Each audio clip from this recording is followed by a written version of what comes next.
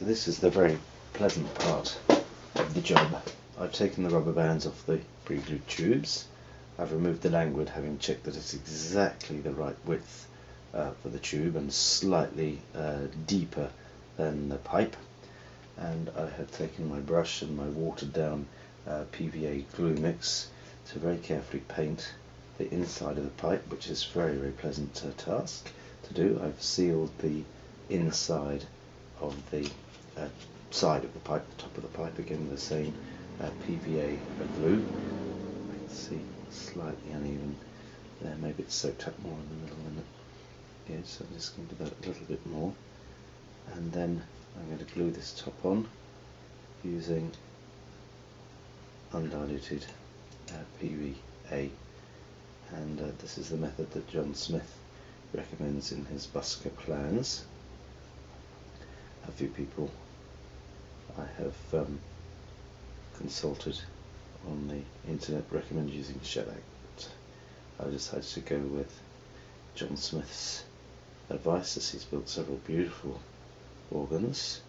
I've done a lot of research on the web before starting this project, and there are conflicting views about building techniques and building methods all over the place. And one of the sites I said looked at said don't use balsa wood, that it's a disaster to work with, but I found it very clean, very easy, very simple.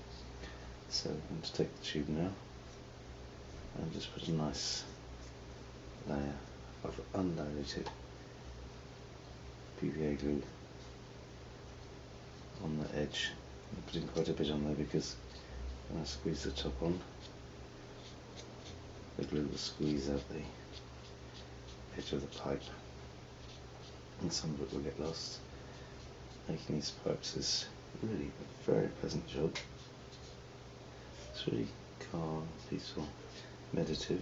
It gives me time to think about organ builders of the past, which is a fascinating thought. Plenty of glue on the corners where there might be air leaks. Just checking it. I've checked before getting this far the basic squareness of the pipe, and now I'm ready to glue on the top, making alignment of the mouth gauge line from the mouth gauge that I made following the recommendations in Melvin Wright's book, Getting Started. And I've got the lines perfectly aligned, ready for guiding me when I put the languid in place. And stick the top on. Not too good at the moment, but it'll be right once I'm done. And just tighten that all up now with the addition of rubber bands. These are a little bit difficult to get in place. If you've only got one hand, you could do the spare pair of hands to get some of these tighter bands on. But I found this technique works okay, so I just squash that down. Check down, that seems to be right. There's just a band on each end at the moment. Roll down to the top, so the mouth gauge line is aligned inside. Nice and tight there. The band pushed right up to the top there, and then any little unevennesses will be squared up when I sand that later on. So I'm now just going to add a few bands to that, and that's the sealed pipe done. Waiting for, that's too tight, waiting for the cap and the languid. 3 twists is enough as the pipes get bigger, using the same sized bands. You need 1 twist less. Roll that down to the middle.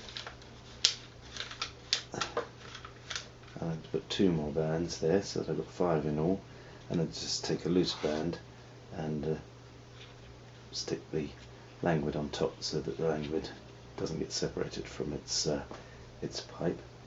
And I'm going to leave that dry till tomorrow. And this is 3, 4, 5, 6, 7. This is 8 of 17 pipes. 9 more to do before I tackle the 3 bass pipes.